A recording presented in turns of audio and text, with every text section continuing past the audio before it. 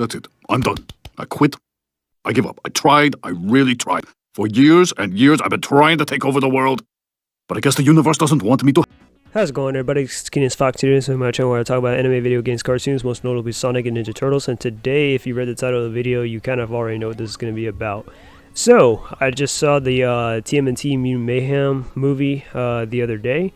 I didn't think it was half bad, but yeah, you already know. I got some things to talk about.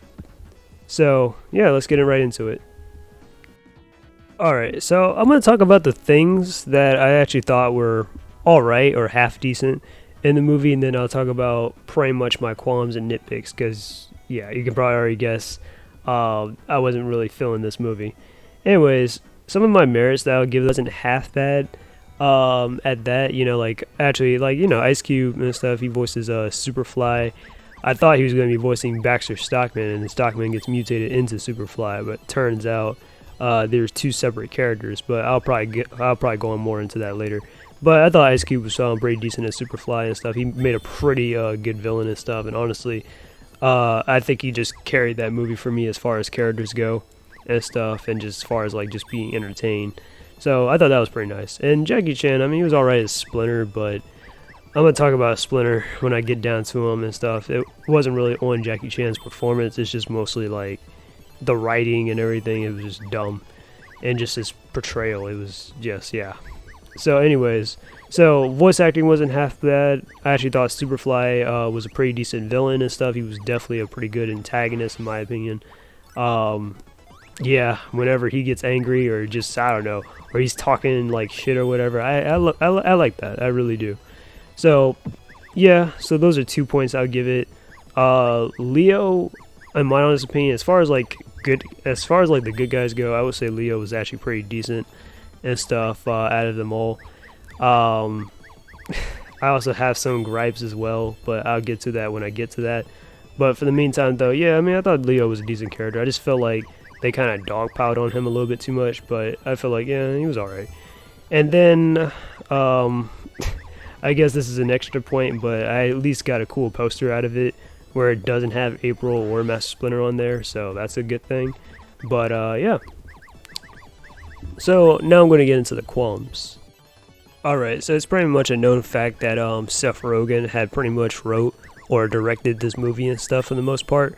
So, it's mostly a comedy, and honestly, to me, and this is just me personally, I know comedy can be subjective, some people can find it funny, but I didn't find it funny in the slightest. It just was unfunny to me.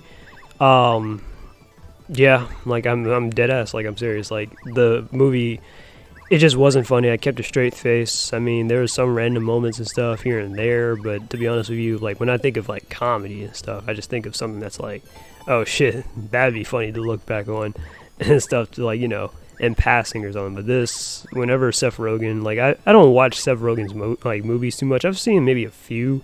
Like I remember Hot Dog Party, that was funny when it came out, but I haven't seen it ever since I was in high school, to tell you the truth. And honestly, looking back, yeah, they also kind of used a lot of gross humor and stuff like that. They try and be funny with it or whatever, and it was a Netflix movie, and it was just better as a Netflix movie than a actual, you know, like theatrical release. But anyways, neither here nor there. And then well, not turns out, but pretty much for the most part, like honestly, if Seth Rogen's like writing a movie or something, I can probably guarantee you it's going to be like B-rated at best, and when it comes to comedy and stuff.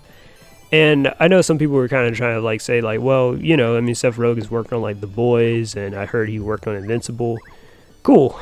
But this is Ninja Turtles and stuff. Ninja Turtles isn't exactly as like, you know, like gory and stuff, or isn't as like vulgar as like Invincible or The Boys and stuff. But yeah.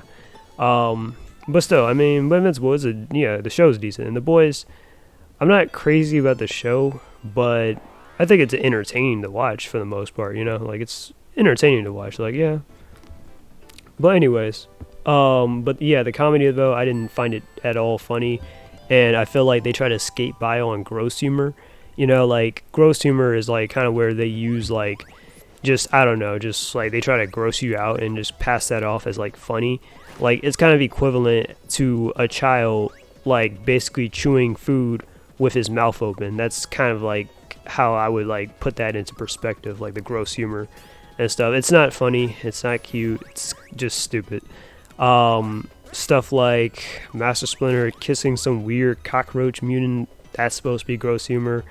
That was stupid. I'll go more into that later. April and stuff, apparently in the movie she's known as Puke Girl and stuff because she had an incident one time where she ended up throwing up on camera and stuff, and it got memed to oblivion. That's gross humor. That was dumb. Some random talks about the turtles getting milked, like their nipples and stuff getting milked or whatever, and they're like, well, you're turtles, you don't have nipples and stuff like that. It's, yeah, like they try to gross you out and stuff and pass that off as like funny. It's not really funny, it's just childish and dumb. I'm sorry. But anyways, yeah, so that was unfunny to me, so that's one of my qualms. I really did not like the pop culture references. Whenever people, like, whenever writers or whatever, whenever they're working on, like, movies or something like this, they try to, like, put in as many, like, pop culture stuff or references to try and, like, be all like, oh, yeah, well, you know, the young kids, they're into all this, right? So, yeah, they'll definitely love this if we just put it in the movie and stuff, you know, reference it. Like Attack on Titan and stuff, which don't get me wrong, I mean Attack on Titan is a cool anime.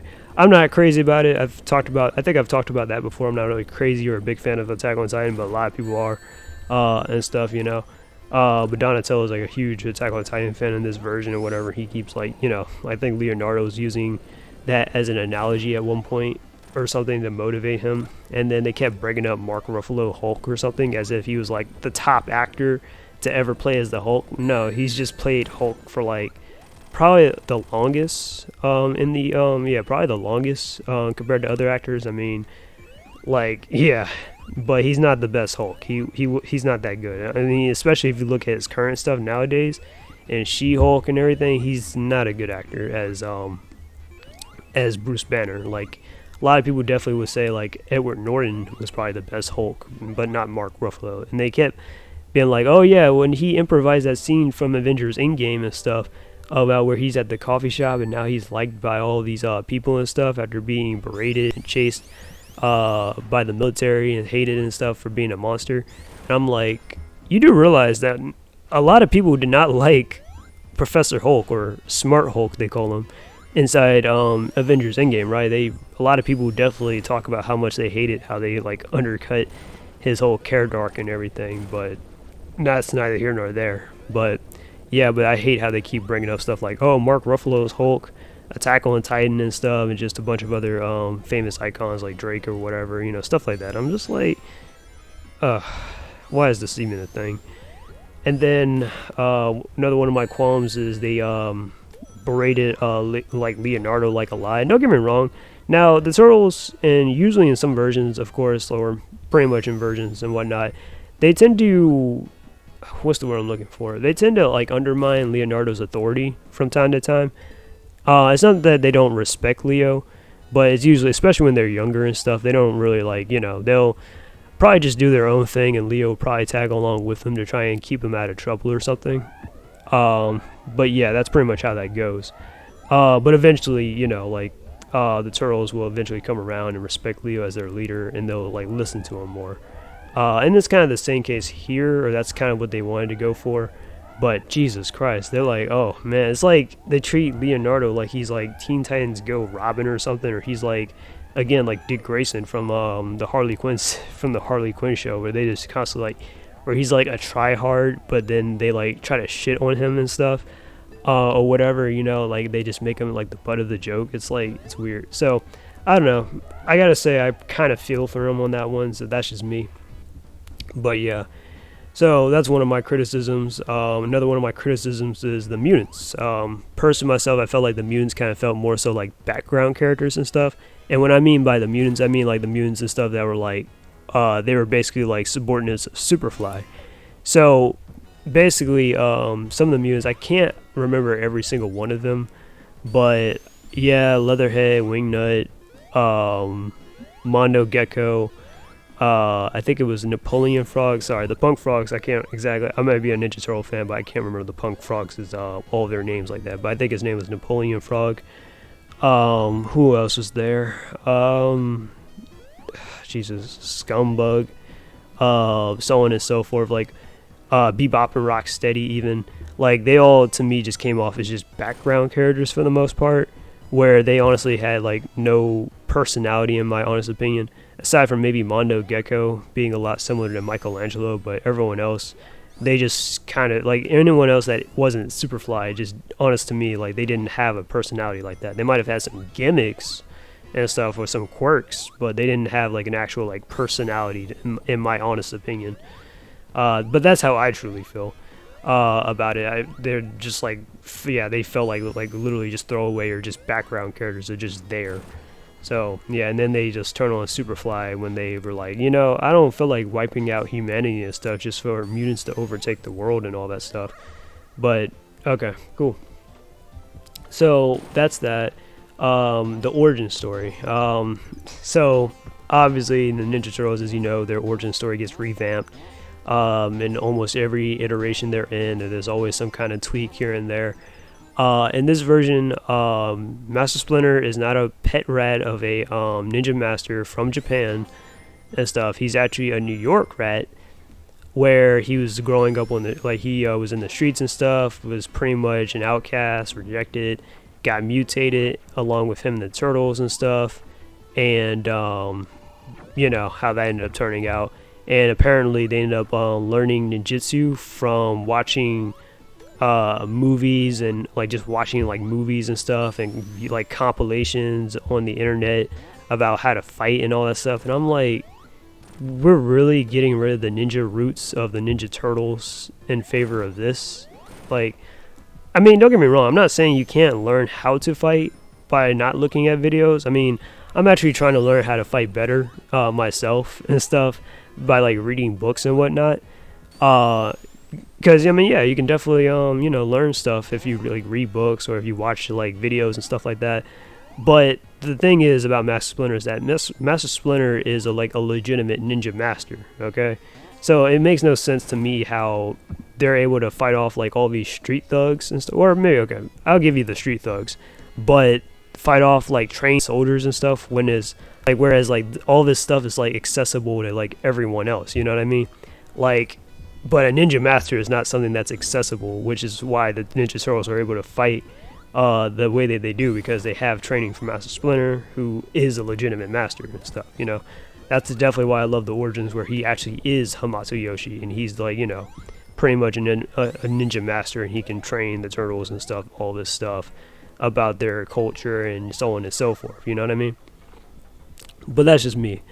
But they really, honestly, the ninja stuff is kind of more so on the back burner in this movie, and it's more so like they're just focusing on the teenage and the mutant aspect about the turtles and stuff, which is okay. But it's just like, Jesus, like, did we really have to like just get rid of the whole them being ninjas and stuff? I mean, they are still ninjas, but it's just like how they became ninjas. It doesn't make any sense. Like, it doesn't make any sense to me, or it's just dumb. Like, that was done poorly in my opinion. So I don't really like the new origin story. And on top of that, speaking of which, Baxter Stockman, even, because Baxter Stockman's only in the beginning of the movie, and then he's probably mentioned in passing. So I don't know, like, because the movie, like, Baxter Stockman, they opened up the scene where it took place like 45 years before the movie started, where Baxter Stockman kind of already looks like a crotchety kind of old guy.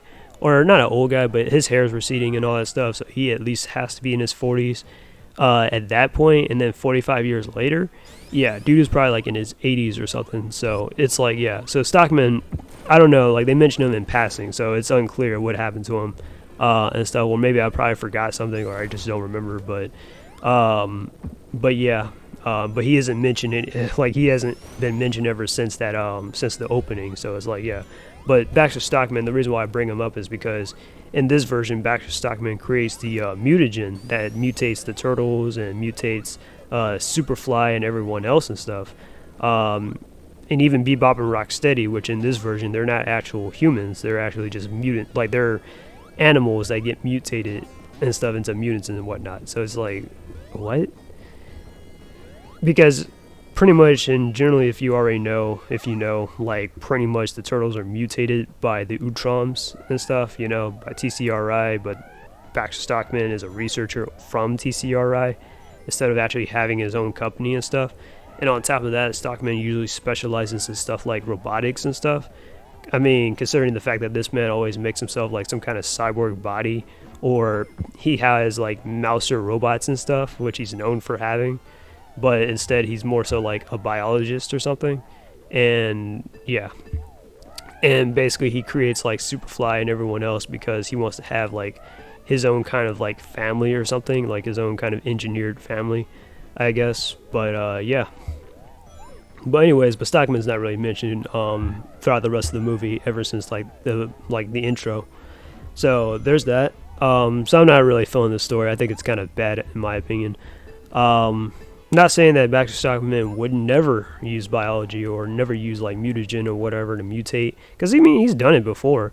But I'm just saying like robotics and stuff, that's more so his thing. And the Udrom stuff, they should have created the mutagen or whatever. But that's just me.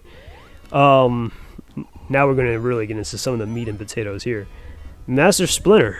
So I'm pretty sure if you guys watch my stuff and you probably like already heard the whole news or whatever, or the buzz about Master Splinter and stuff. Yeah, I'm not going to lie, after seeing the movie and stuff, Master Splinter, he kind of sucks. I hate to say it, but like this Master Splinter is just terrible. I mean, shit, even Rise Master Splinter looks better by comparison compared to this version of Splinter. And again, I'm not faulting Jackie Chan and his voice acting or whatever. I think his voice acting is alright, but it's mostly like, and honestly, it's probably like, you know, the reason why they got like Jackie Chan and Ice Cube and all of them is because they wanted to get like some of the most like recognizable and the big named actors and stuff to like voice these characters to try and get people to come out to see this movie or whatever, I guess. But you know how that works when it comes to like movies and shit like that. But anyways, but nah, Master Splinter though as a character, yeah. I kind of already heard some of the stuff before I even saw the movie and all that, so where do I even begin with? I'm gonna start off with the bigotry thing with the humans and all that. Now, that is way out of character for Master Splinter to be like presented as like a bigot like person and whatnot, and he's like, oh, prejudice against like he's just prejudiced against humans and stuff. That don't make no sense. And he also is like he's also got like this fear, this irrational fear of humans and whatnot, and it's just like that's dumb. Like that's not Master Splinter. Like look, even if Master Splinter is like a rat in some versions and he just gets mutated, and you know, like he's originally the pet of a ninja master in Hamato Yoshi, right? So, and of course he trains the turtles to avenge his master for him and stuff. So why would he have a bigoted, or why would he have like an irrational fear of humans? Like that don't make no sense. And then in some versions, of course, he actually is a human and stuff, you know. He's Hamato Yoshi himself. So then, yeah, that don't make any sense either. Why he would be afraid of humans, or why he can't like no. So in my opinion, that's honestly just dumb. So yeah, and on top of that, like Master Splinter is supposed to be like a very like Master Splinter. I'm gonna get into this in a second, but Master Splinter, like just to make him like bigoted and prejudiced and stuff, it kind of goes against this whole like his philosophical and his like whole like, you know, he's just his benevolent nature and stuff. It's like, what? Why would he like stoop that low? Like no. So anyways, now that the bigotry and the prejudice is out of the way, let's talk about the topic of conversation. So a lot of people have been talking about Master Splinter is now gay or something, and I was kind of like, well, at first when I heard this, I was like, you know, I'm not even surprised they would do some dumb shit like this. I'm not surprised. But after seeing the movie and stuff, and like taking another like, you know, actually like looking at the movie and stuff, yeah, Master Splinter is not gay in the movie or anything, or he's not like Master Splinter is not gay in general. He's not gay in the movie or whatever, because basically in the movie he gets with some weird cockroach mutant and stuff. Turns out that cockroach mutant is a lady, a cockroach lady. They refer to it as a lady at least twice in the movie and stuff. I mean, I wouldn't blame you for actually thinking that it wasn't a lady if you thought that, because yeah, Yeah, because it doesn't like yeah. I mean, like how can you tell the difference? But yeah, like it was dumb. I know. I mean, like lady or not, that shit was retarded. Why would you have Master Splinter with a damn mutant cockroach of all things and stuff? Especially when like yeah, and then some people have been saying like Master Splinter is monk-like and stuff like relationships and stuff wouldn't be his forte. I mean, yeah, but in some versions though, like Master Splinter, when he actually is Hamato-Yoshi, and Master Splinter is straight, by the way. Master Splinter is Hamato-Yoshi. He's been married in like at least 2 versions and stuff, right? Of Ninja Turtles. Like in the 2012 series, as we all know, he's married to Tang Shin. Unfortunately, he is widowed because Shredder had accidentally killed her when he was fighting Hamato-Yoshi and stuff, and then Shredder took their daughter and all that stuff, and yeah, but Tang Shin is supposed to be like like Master Splinter, like Hamato-Yoshi's one true love, right? And then of course there's the IDW comics where in a past life Master Splinter was Hamato-Yoshi as well, and Tang Shin was killed trying to protect their children and stuff, which is the Ninja Turtles, and pretty much after her death Splinter takes them and raises them, and then they end up dying and then reincarnate as well the Ninja Turtles and Master Splinter as we know them as. So it's like, okay, yeah, so why would you have Master Splinter in some weird ass fucking relationship with a weird cockroach lady? I would never know. That's what I mean, like that shit is gross humor, and I just hate when you have to sacrifice like character or characterization for the sake of comedy. Like that's something you can probably get away with like on Family Guy, American Dad, and maybe even sometimes on or sometimes on like Rick and Morty and stuff. But with Ninja Turtles, that's not something that you have the luxury of like just doing. Like, oh yeah, I'm gonna completely just like ruin this character just for the sake of getting a good joke in, even though it wasn't a good joke, by the way. But yeah, like that kind of just pisses off, and like that kind of just pisses off fans, or just pisses in their like faces and stuff for the most part. So yeah, honestly, like I said, I wasn't moved at all. I wasn't angry. I wasn't mad. I wasn't like, oh yeah, I totally like this. I'm like, yeah, why am I not surprised? I'm just like, why am I not surprised? Like I wasn't moved at all. So I just don't like how Master Splinter is presented here. He just comes off as like cowardly and stuff. He has this irrational fear, like I said, against humans and shit like that. He's into some weird cockroach lady because he had a weird cockroach friend that got stepped on or something when he was before he got mutated and stuff. It's like, it's dumb. Like they did all the dumb stuff with Master Splinter and stuff, and then he's trying to keep the turtles and stuff down the lair and whatnot to stay with him and keep them out of the out of the streets and stuff, keep them from the human world. Whereas, I mean, don't get me wrong, Master Splinter, there have been times where Master Splinter keeps the turtles away, of course, because given their appearances and given like this is humanity and all that, he keeps them down, but he will be lenient sometimes and allow them to go to the surface and get some fresh air, train and stuff, that kind of thing, or just explore. And he's done so in the 2003 version, he's done it in the 2012 series, so on and so forth, basically, Done it inside Mirage Comics, Archie Comics, yeah. But anyways, enough about Master Splinter though. So that's all I can say about Master Splinter and stuff. I wasn't really feeling him and stuff. I've talked about it before that Master Splinter is supposed to be like a proper person and stuff, and he just didn't come off as proper. He just came off as like kind of like a dotting kind of parent or something, and I just didn't like it. So moving on, sorry, I know I said this a couple of times, but moving on to April. So April, yeah, I already wasn't even sold on this character even based off the design. And then after looking at some of those concept arts that I saw on Twitter about April's design, I was like, oh hell no. I was like, oh hell no. Like, dude was like, this is my first ever project ever doing on April O'Neil and stuff, and for a big movie like this. And I'm like, yeah, and hopefully this will be your last, because I'm like, dude, never, like, I'm an artist and I don't want to ever like discourage someone from like never doing art again, but with this bullshit, I'm like, yeah, you might want to just look into a new profession or something. Please give up art. Like, I'm sorry, this shit looks like ass. So I'll probably put up like the images of what this shit look like But yeah, like those designs were fucking hot garbage. Okay, there were some people that might praise it or whatever, or some people try to defend that, oh, April's always been black in the Mirage comics, even though she wasn't, and stuff. That's been debunked multiple times and stuff. Like, yeah. And I've actually said this one time too when I made my little April respect video, saying that basically whenever they change April, it kind of reflects exactly what they're going to do and stuff, or it reflects exactly what it is. Like, for example, in Rise, they race swapped April to be black in there. I think y'all keep forgetting that. No, Nick, we don't forget that. You keep reminding us, and I will. And they've done a lot of other drastic changes to the characters and stuff, like making Raph the oldest, and Leo like the second youngest, and making Splinter overweight, turning Casey into a girl, and then obviously, you know, they had to retcon that, or not retcon it, but they had to backtrack on that by making the actual Casey the son of that version of Casey. What else did they do?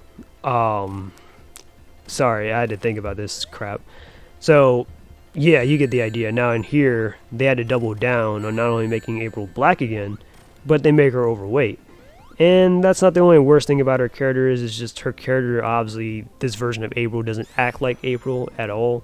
Because, you know, April is a really kind and nurturing type of person and whatnot, you know. But I just don't like how, yeah, like, they try to make her all like, oh, she's like, with the guys or whatever, and she's like, I don't know. It's like you eliminated her feminine traits for the most part, you know what I mean? That's all I can say there. Basically her whole character arc is that basically she got humiliated one time at school when she accidentally threw up, and people like I said, they memed her to oblivion. So she's been trying to like do some goodwill to try and like, you know, to try and like save face and, you know, save her reputation and stuff inside school or whatever. So pretty much that's her whole character arc there. And she thinks using the turtles and stuff, like using them like, you know, to help her get to that level, maybe, you know, she can earn back some respect or some brownie points or something, I guess. Wasn't really feeling this character at all. And it's even worse, the fact that they tried to match Leonardo with this version of April, and I was like, are you kidding me? You serious? Like, that was something I wasn't expecting when I, yeah, because I mean, I've heard some things here and there before I even saw the movie, but when I saw the movie last night and stuff, and they matched Leo with April, I was like, are you kidding me? Like, I mean, I didn't mind it in the 2012 series when they matched Donnie with April, or not matched them, but they like, you know, like Donnie had a crush on April. They never really got together, but Donnie had a crush on her. That's fine, okay? I mean, that's a small little crush or whatever. And I'm not saying Leo can't possibly ever find like April to be attractive, because I was saying like in the 87 series and stuff, I think, yeah, the Turtles did in fact find April to be attractive and whatnot. But in this, you have Leo attracted to this? Are you for real? Like, be honest with me, like, level me. Like, this shit is terrible, man. So I hate that so goddamn much that they did that.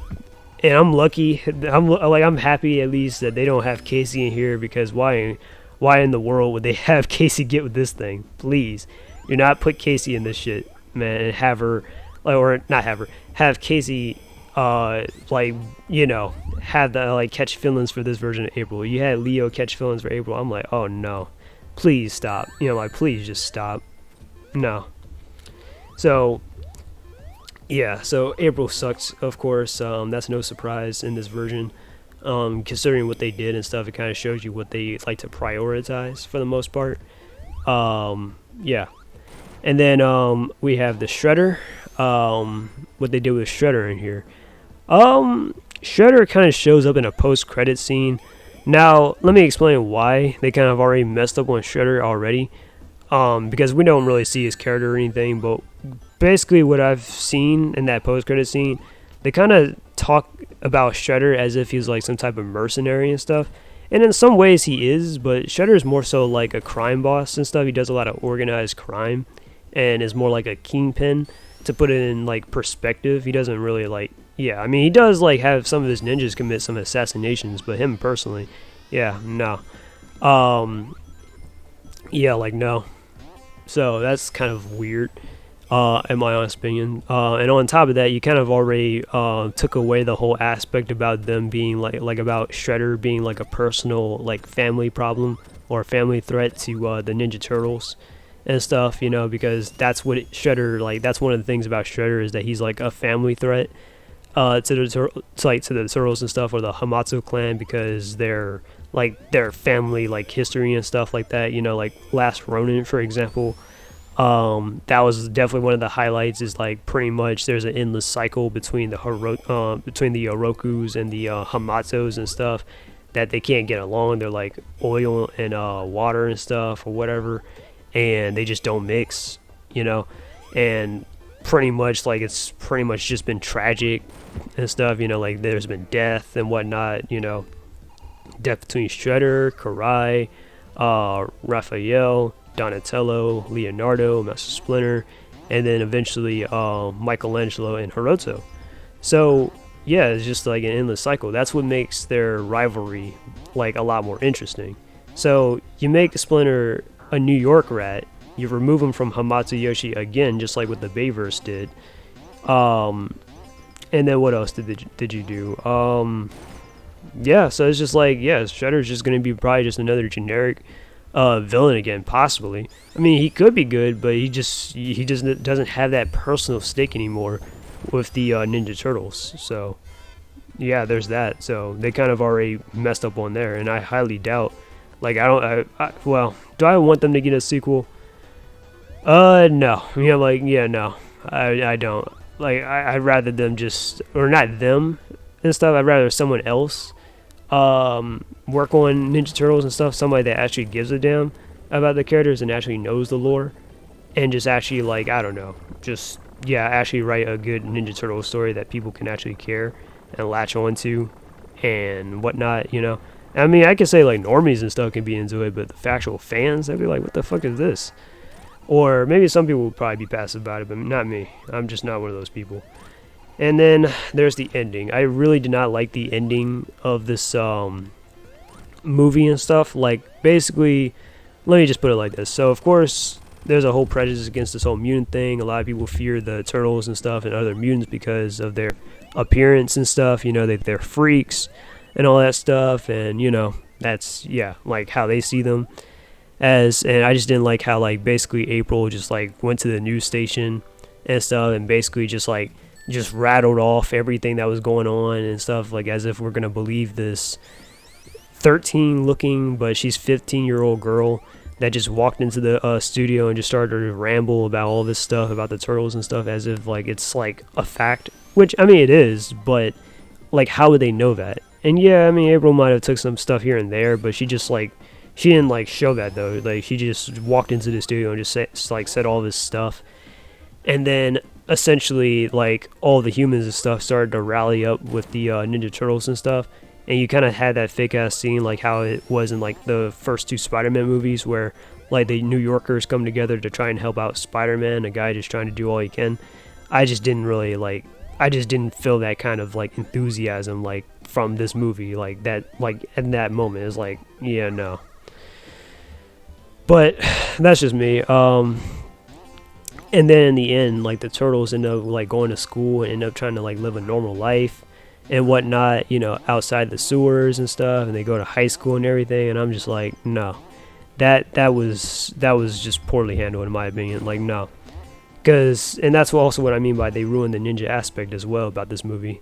Or about the Ninja Turtles, that is that they're supposed to be ninjas, they're supposed to be in the shadows. People won't just passively accept them. Even when they have saved the world and stuff, people won't exactly accept them like that.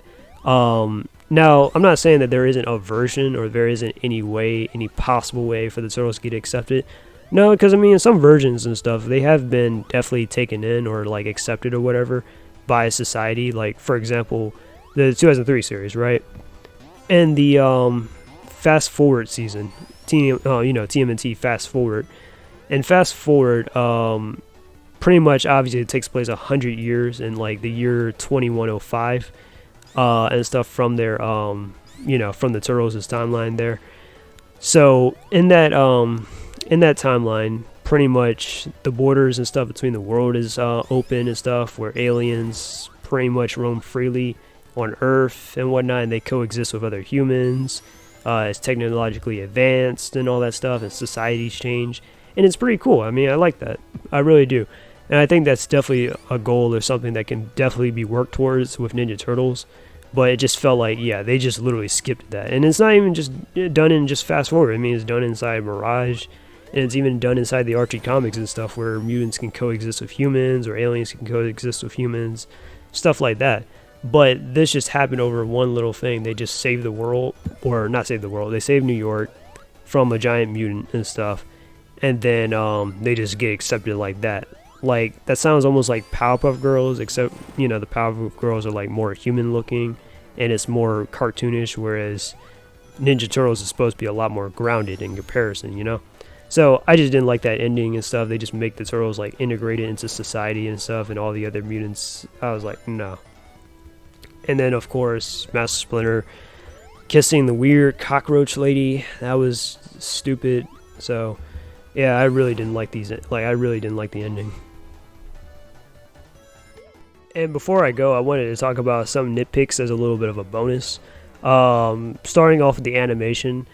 I've seen some people like the animation, and then there are definitely a lot of people that don't like the animation. Me, I'm kind of in between. I wouldn't say I don't hate it, but I'm not saying I like it either. I'm kind of in the middle. I'm like, yeah, it's just like I've seen better, like hell. The crazy thing is, like, when I first saw like Ninja Turtles in the theaters for the first time, that was when the 2007 movie had came out. I was like 8 years old, in like, I believe second grade. Yeah, I was in second grade when it came out, and I was like 8, and I was like, yo, that was a cool ass movie. And I know, like, the 2007 movie wasn't exactly perfect, but to me, I would say that's probably the second best Ninja Turtle movie in my honest opinion, the first being the 1990 movie, because that has yet to be topped in my opinion. But yeah, but the 2007 movie to me is a close second. The animation on there is fucking awesome and stuff, and just, you know, in the story I thought was pretty good and everything. And the characterization, I actually like the characterization. But this movie, and it's crazy because I have a nephew that's like 8 years old, just like how I first saw Ninja Turtles and stuff in the theaters when I was 8 and stuff. You know, I have a nephew now, he just turned 8 today actually. And I'm not sure if him and my brother are going to go see that movie or not, probably. But now he has to settle this, and I'm like, for less. And I'm like, why are we giving children less? Like, are we serious? Like, are we serious with this right now? So, yeah, so the animation definitely could be 1,000 times a lot more better, but it's not. It's just kind of lazy, like, if you ask me. The character models don't look good. Some of them maybe might be okay or plausible, or it might be like, you know, okay, well, this can be, you know, yeah, I guess passable, I guess. But April's character model is terrible as shit. Master Splinter's character models were pretty bad too. They kept trying to like give Master Splinter like that Kevin Eastman hairstyle that he had back in the 80s and whatnot, as like maybe as a little bit of a reference to Kevin Eastman, I guess. But it wasn't a good look on Master Splinter. That was a terrible character model. Baxter Stockman had a pretty bad character model. Scumbug definitely had a bad character model. Like, yeah. And the thing is, like, about like cartoons and stuff or movies sometimes is that you gotta like market these things sometimes as toys, and if children don't find this stuff to be appealing, they're just not gonna, like, you know, they're not gonna convince their parents to go buy it. They're gonna be like, yeah, I don't want that weird cockroach lady as my toy or for my birthday gift or Christmas present. Like, they don't know. Kids don't want that shit, be honest. But yeah, pretty much, you know. So I don't think that this movie is going to be financially good. I heard on like Rotten Tomatoes or whatever. I'm not a huge reviewer like that. Huh. Anyways, sorry, I just saw this mid-sized dog right there. Anyways,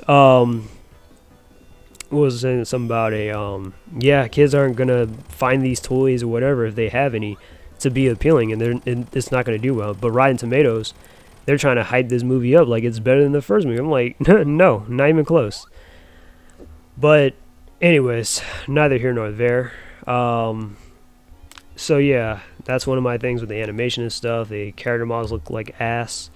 I actually like Superfly's character model. Like I said, Superfly is the only like saving grace for me when it comes to this movie. I would say like, yeah, he's the most entertaining part about it, but nothing else to me is. But yeah, I didn't like how they input the live action movies or live action like home movies and stuff. They were trying to put in like a bunch of like, you know, like when I was saying earlier about how they were studying martial arts and all that stuff or whatever, and was looking at tapes or whatever, or looking at other movies. Well, they actually put live action stuff over top of this, and it just, to me, is not a good look. But like I said, it's a nitpick. And then they have the turtles stealing food and stuff or whatever from like local stores and whatnot. And I know that you're probably thinking, well, the turtles don't have jobs, they don't have money, so how are they going to get it or whatever any other way?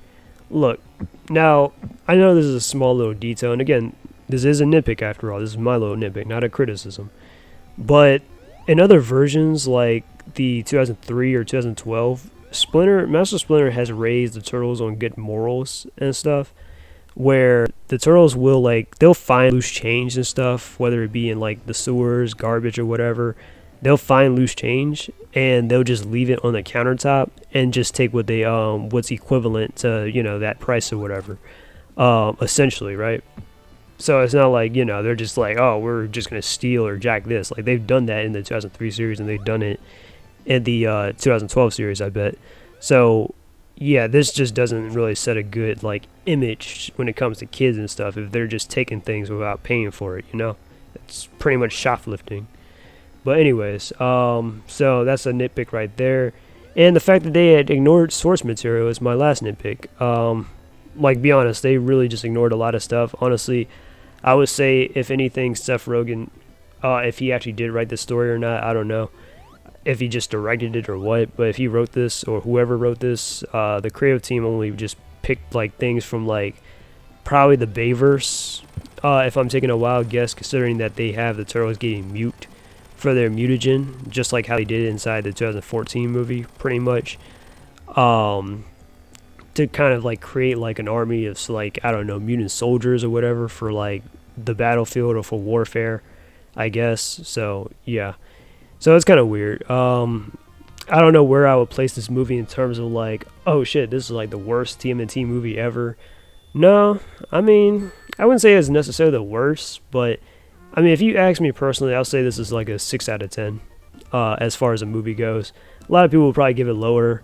Yeah, 6 out of 10. I wouldn't say it's completely bad, but it's not like, it's not good either. But those are my thoughts on Mutant Mayhem. Tell me what you guys think down below. Did you like it? Did you hate it?